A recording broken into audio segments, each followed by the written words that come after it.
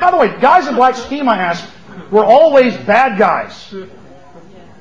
People in black ski masks, oh, that's the terrorist, that's the bank robber. About 5 years ago, Hollywood, the news, hey, all cops look like this, it's cool, they're the good guys. Every department, well, I got to have my own combat boots and my own ski mask, my own black helmet, and somebody's door to kick down. Man, that's cool.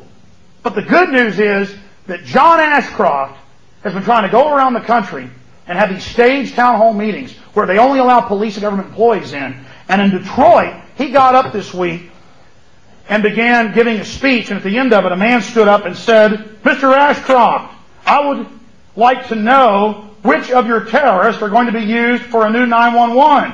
You and Vice President Dick Cheney, said the heckler who got into the room in a downtown Detroit convention center by posing as a TV reporter.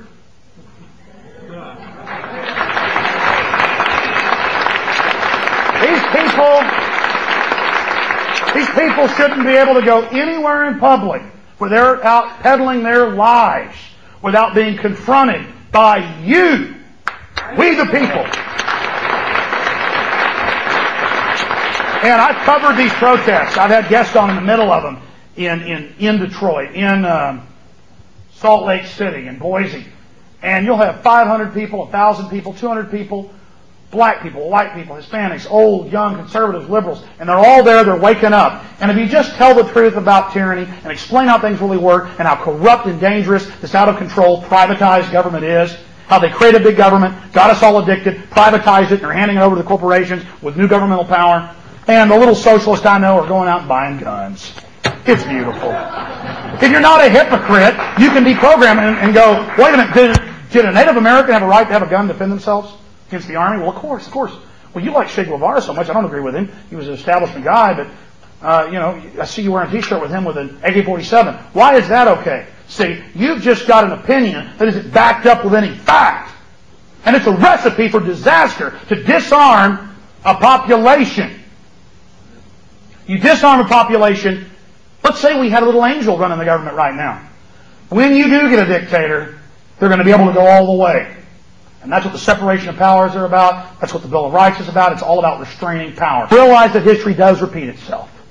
And emperors and kings and despots and strong men and king rats have always used crises, the threat of the unknown, of the enemy, of the criminal, the low-level criminal, to convince the mass to relinquish control of their lives and to serve and become willing slaves of the system. This system is un-American. It's anti-human. It's anti-God. It's degenerate to its very, very core. A lot of people are going to get poor.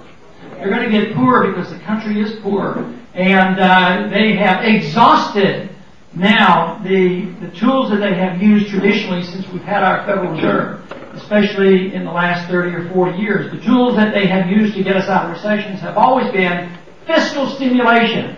Government spend money, run up the deficit, print more money.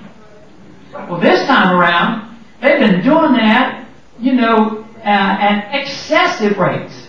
Even early on, even before the recession hit, they were doing it. So what are they going to do in the old days? If the recession was, if they wanted to end the recession, interest rates were brought up high to dampen the economy, and interest rates would be high.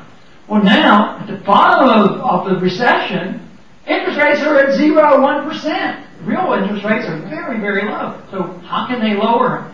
How can we spend more money? The national debt is going up right now over $700 billion per year. And about 6 or 8 months ago, I thought I was making a very, very rash prediction and said, before too long, in the next several years, we're going to have the national debt, which includes the money you borrow from Social Security. The national debt is going to go up over $1 trillion in 1 year. And I think that's going to be true. But there's going to be a limit to this. Eventually what happens, it runs out of steam, the dollar loses its value, interest rates go up anyway, which they have started to do, inflation comes back, and you have inflation with recession and depression. And the government can't function. But the real threat then is, will the momentum that we have now, will it build? Will it pick up? Will we not have hundreds but thousands of people then recognizing what we have to do? And that is restore limited constitutional government to Washington. And I think what has happened to our country is that over the years, the prosperity, which was a consequence of our liberties, have become the dominant theme of everything that we do, whether it's local or national in politics. So it is the desire to get more and more wealth. And to get more and more wealth, you have to have more and more control of the government because the government controls so much of the wealth. So the concentration and the effort in Washington is 99% on preservation of wealth and what we're going to do, and very little concentration on the issues that we deal with, the preservation of liberty. If we concentrate and do our job and preserve liberty, we will never have to worry about our wealth. Thank you.